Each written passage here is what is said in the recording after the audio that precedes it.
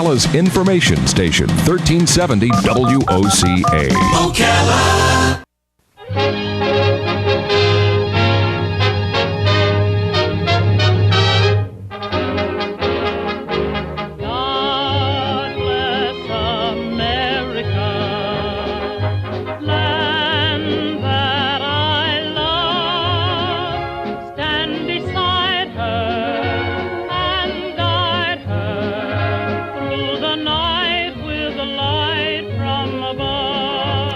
All right, 6 minutes after 9 o'clock, it is time for Veterans News with Hank Whittier. Good morning, Hank. How you doing down there? Congratulations. That's some sort of a record, I think. So, anyway, got a lot of folks here today, so we're going to have to really move along. And we got the good doctor and Mary McNellum from the VA, Dr. Knapp. So we're going to be talking about smoking this morning. Is that what we're going to be talking about? And why you should stop, obviously. But we do have casualties, and I think Terry Bavard is on the radio from the Sheriff's Department. Hey, Terry. Hey, Hank, how are you this morning? I'm doing great, buddy. Did you tell me the other day you had 31 years in the sheriff's law enforcement? Yeah, 31 years. 31 years, and you were in law enforcement just about the time I graduated high school, right? yeah. Hey, Terry. Born about the time you graduated high school. Listen, I'm glad you called in. I'm sorry you have to call in because I know you got some casualties you want to mention, right? Yeah, you know, it's always a somber moment, but out of respect, I do enjoy calling in. Unfortunately, we do have 4 casualties to report. So it's okay, I'll start, sir. Okay, go ahead. Yeah, the ones we have is we have a deputy sheriff, Peter Richardson, out of Lafayette County, Arkansas, and Pete was with the Lafayette County Sheriff's Office for 19 years. He was killed in an auto vehicle accident on March 17th while transporting a homeless individual to a shelter. He was involved in an accident. The second we have is police officer James Morrissey, and James is with the Oak Forest Police Department out of Illinois. His end of watch was March 17th. He was 62 years old. He was also killed in a vehicle accident while responding to back up another officer. James has spent 30 years with that agency, and he survived with his wife and 3 children. The third we have is Officer Jason Chris, and Officer Chris was with the Forest Service, United States Forest Service, Agriculture Department, and he was killed along with his canine, unfortunately, searching for a murder suspect.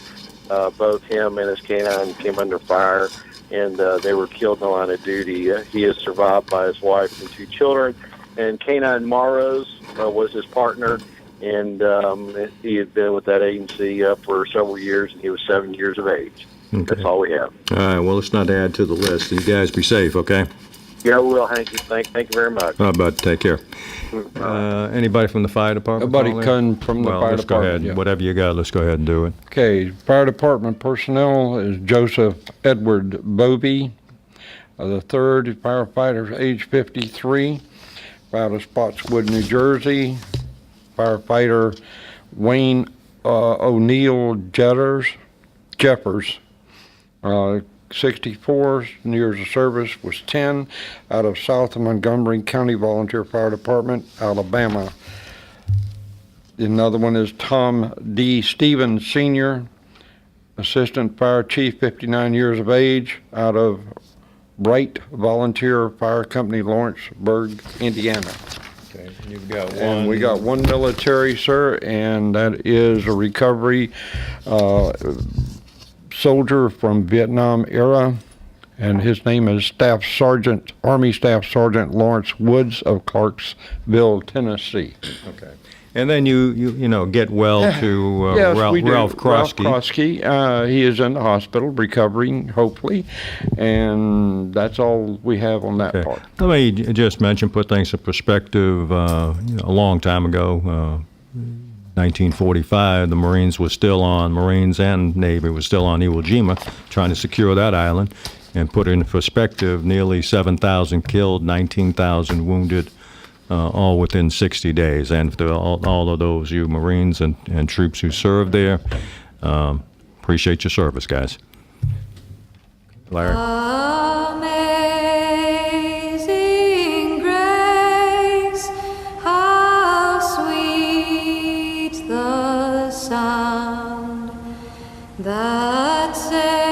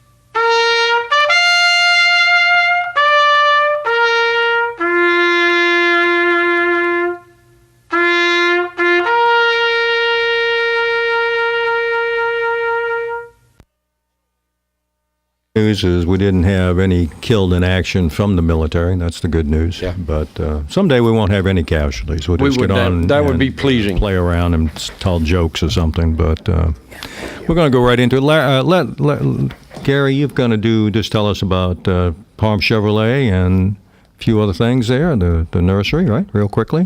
Yeah, we want to thank Palm Chevrolet this morning for bringing you this program. Right now, General Motors has instructed Palm Chevrolet to eliminate hundreds of new Chevys cars and trucks at factory invoice, zero down to you, and you get to keep the rebates. You pay less than Palm pays. Stop by Palm Chevrolet right now. They have a huge inventory, and it's being marked down to their final sacrifice price. They're located at 2300 Southwest College Road in beautiful Ocala, Florida. And for all your plant and garden needs, you want to stop by Bob Wine's Camellia Gardens and Nurseries. When it comes to landscaping, Bob Wines has everything you need, from small plants to large trees, mulch, fertilizer, and the works. Bob Wines will even deliver it for you. Plants are guaranteed, and their trees are even guaranteed. So if you wanted to contact Bob Wines, their phone number is 352-629-5766. They've been in business since 1952. Make sure you visit. Outstanding. Good friends of the veterans, both of them.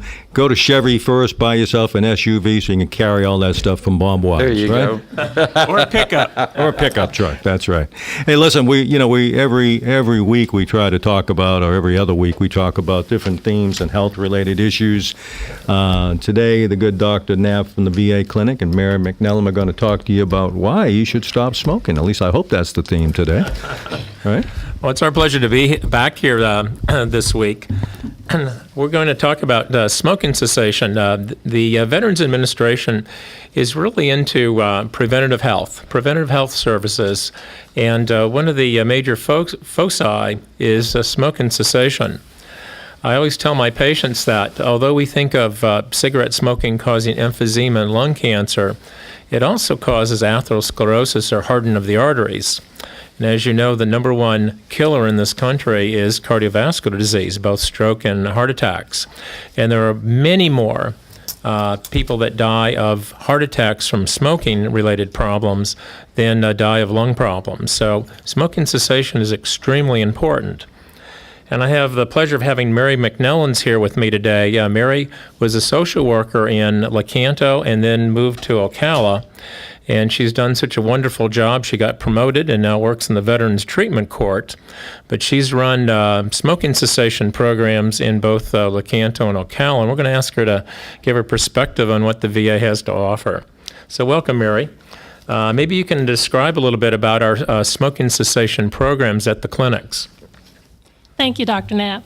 One of the things I do want to say is that the most recent statistic shows that there are about 480,000 deaths annually from smoking-related causes. The VA is aware of the urgency of the issues, the cost factors with treating people, and just the deaths related to it. And they offer smoking cessation. You can go to the groups. You can call the Gainesville Clinic. You can call the Ocala Clinic. You can call the Lecanto Clinic and the Villages Clinic. At some of the clinics, they're offered there in person where you can go in. There's an instructor. And they're also offered by telehealth. So even if they don't offer it particularly at that clinic with a person, you go into that clinic and you do it by telehealth. That is also interactive. The goal and the purpose of this is to recognize that nicotine is a stimulant. It is very addictive. It's as addictive as cocaine and heroin. And also to talk to you about the rationalizations of smoking. We talked some about the history of it and how it was accepted before and why the need is to stop quitting now. There is also an article called Nicotine Lies. We kind of go over that. So any way you rationalize it, we can talk to you about how irrational it is. We also talk to you about behavioral modifications as well. So it's an entire 3 to 4 week session of groups. And if you feel the need to come back through, we ask that you come back through for a second round of treatment or even a third round of group treatment as well. Sounds wonderful, Mary. I'm totally unfamiliar with telehealth smoking cessation. What kind of program is that? Basically, we have telehealth is something that's really catching on in the VA. Unfortunately, what we want to do is we want to make health care and preventive treatment and strategies available to veterans. And so even if you cannot make it to Gainesville, you can still get treatment. So we have a telehealth nurse that works along with a social worker who's at a different site that sits at a computer. And again, she can see you on a monitor and you can talk to her and she can answer your questions. So she does the instruction and she encourages participation. So even though she's not there in person, again, she's on a big computer, the monitor, where you can hear her, she can hear you, and you can have this discussion. Well, that's excellent. For those out there who are listening to this, we have a mandate in the VA to dramatically expand our telehealth programs. And what that means is for things like if you want to see a cardiologist but don't want to drive to Gainesville, and we have enough veterans that want to see cardiology, for example, in Ocala, we can actually have a session where you can actually see your cardiologist on a TV screen and actually have an hour appointment. We're doing this right now, for example, with psychiatry. We have a psychiatrist in Miami who just started last week conducting sessions. So rather than drive someplace, you can actually get that right in the clinic. I do want to also say that there is work in progress that for some veterans that can't get out of their home, the VA is planning on installing TV monitors in homes of those veterans and actually bringing your specialist, for example, your mental health specialist, right to your home. It's really an exciting idea. Now, if you're wondering about telehealth and what we have to offer in Ocala, Mary was with us for several years, and you can imagine how long it's taken me to replace her.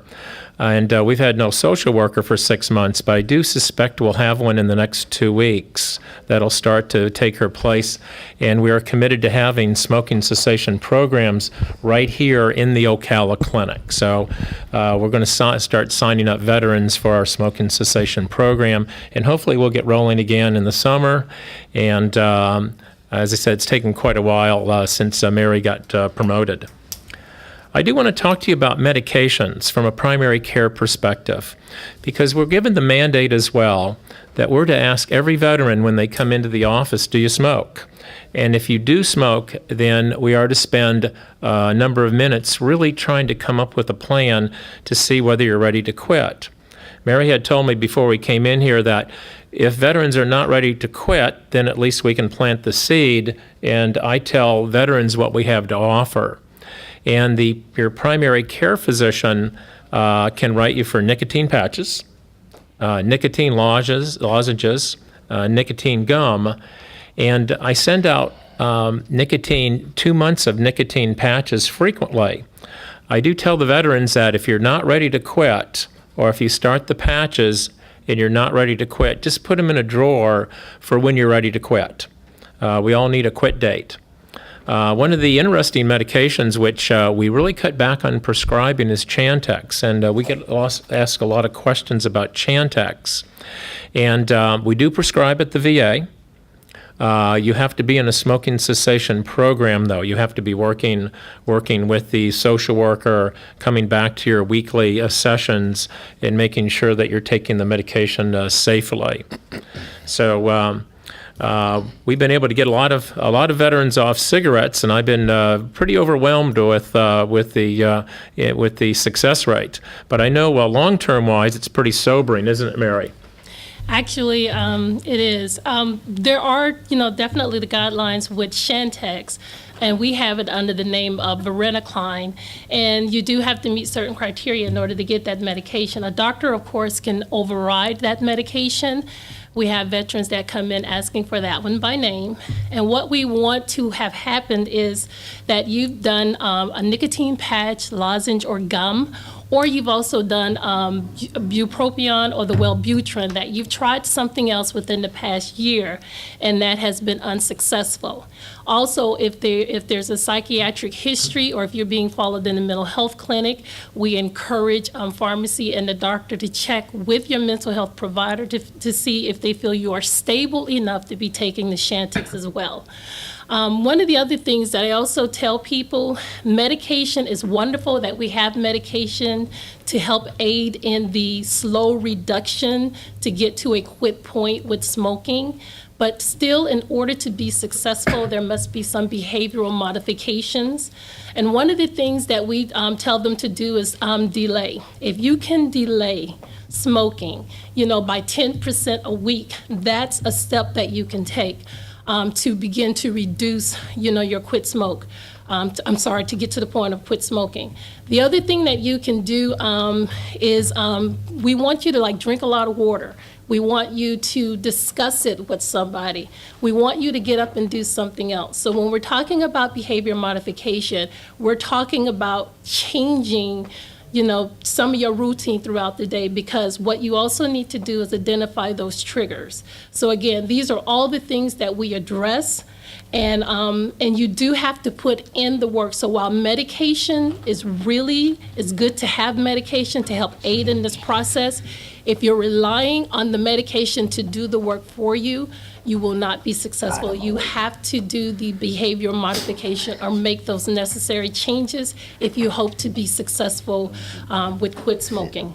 Mary or Doc, either one of the two of you, I'd like to ask a question concerning e-cigarettes. In relationship, I'm throwing a question out that everybody says, okay, you need to go to e-cigarettes if you want to quit smoking. Is that a possible, or is that, I don't know anything about it, so I'm asking. Well, you missed my conference on that at the Ritz Hotel about 2 months ago, Robert. I'm sorry. Yes, I probably did. We give a program and dinner once a month at the Ritz Hotel by the clinic. E-cigarettes are very controversial, and many states and principalities are in the business now of banning e-cigarettes or thinking of banning. And here's the scoop with e-cigarettes. E-cigarettes actually has a cartridge in the cigarette, and it actually, through a battery-operated mechanism, actually causes the cartridge to heat up, and then you have vapor that comes out of the e-cigarette. And the major question that you're asking is that vapor non-toxic? Right. And people have found out that there's lots of carcinogens in the e-cigarettes. So the concept is that they're not without risk.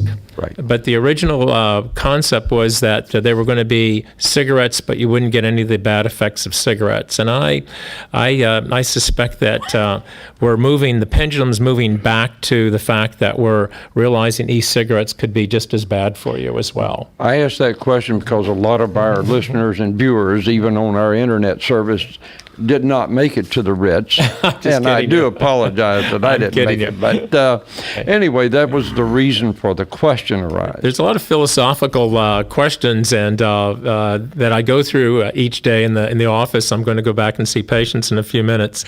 Is smoking? If you can only get your veterans to cut down from 2 packs to 1 pack, is that worthwhile? And it certainly is. Yes. It really is.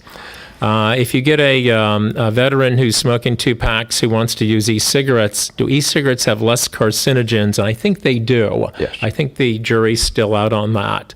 So I think we all have our tough habits to deal with, and I think that we're all trying to do the best we can. It reminds me of obesity.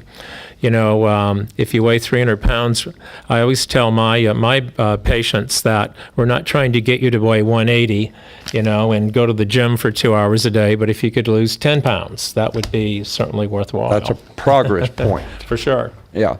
Well, Doc, we do definitely appreciate that information. Is there any other questions or you and Mary want to talk about? Please do so. I wanted to ask Mary here. We have a lot of veterans who work. What happens if they can't make it to the smoking programs? What do we have to offer for them, Mary? Well, Dr. Knapp, I do understand that we're going to start opening up on Saturdays. Is that correct? Yes, and we just started 2 weeks ago. Okay. I would like to see if, or to ask you to see if the option might be, telehealth even on a weekend, for that. But one of the things we also have is there are quit smoking sites to go to. Whyquit.com is very, very popular. I have some really good material from that one. And the other website is quitsmart.com. So unfortunately, if you can't do it with us through the VA, you still can go to some of these websites. And again, you can check with your chief medical officer to see if it could possibly be offered on the weekend as well. Yeah. I have a question for you, Doc. It's a philosophical one. It's probably above your pay grade. But when we have marijuana being legalized for medical use, and of course I think the way you take it is you smoke it. And how does the VA going to handle that?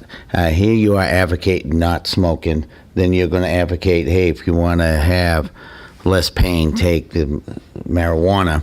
And I know in Florida it's not legal yet. But if veterans go into other veteran hospitals in other parts of the country, is the VA going to be held responsible when these people get cancer? Another type of cancer that they're trying to fight the pain for? Well, when we get off the radio, Mary's going to give you the phone number for President Obama, and you can call him in just a few minutes. I love it. Those are great questions, and I have been thinking about that the last few weeks because everybody knows, for example, smoking is harmful. You can get emphysema, lung cancer from smoking marijuana. You can get multiple lung diseases. So a lot of questions. Well, maybe that's a topic for another program. Yeah, that's Okay. It's interesting. Well, we need to go over a couple of little things. Gary, do you have our Chevrolet dealership and so forth?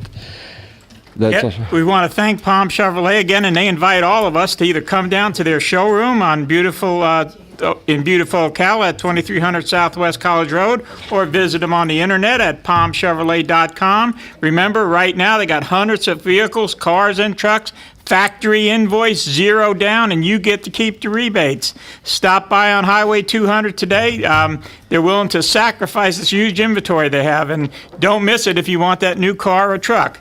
And also today, in a few hours, it'll be spring, and Bob Wine's Camellia Gardens and Nursery has all your spring needs. When it comes to landscaping or when it comes to gardening, everything you need, again, from small plants to large trees, fertilizers, mulch, whatever you need to start that new garden, and Bob Wines will deliver it, and believe it or not, they will even guarantee their trees. Now, Bob Wines is located at 2610 Southeast 38th Street in Ocala, and it's 629-5766. Give them a call or stop by. Fantastic. And we do have one other thing real quick. Veterans Council meeting at the library at 10:30 this morning. We do thank you. All right. Have a good day, folks. Land that I love, stand beside her and guide her through the night with the light from above. Ocala's information station, 1370 WOCA. Ocala.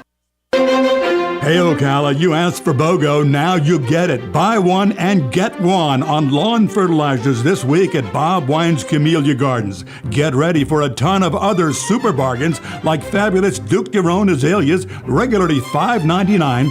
You get 6 for only $19.99. Similar deals on their entire stock of azaleas, including red ruffles, lots of colors. You get 6 of these for $29.99, and larger sizes are available. And how about that truckload rose sale? Hybrid tea and climbing roses from $15.99. Now's the time to think trees, and that means Bob Wines for this area's largest selection, including a whole host of 6-foot trees starting at $29.99. Don't wait. Get on over to Bob Wines Camellia Gardens in Ocala for the best bargains of spring, daily 9 to 5 since 1952, and still growing with Ocala.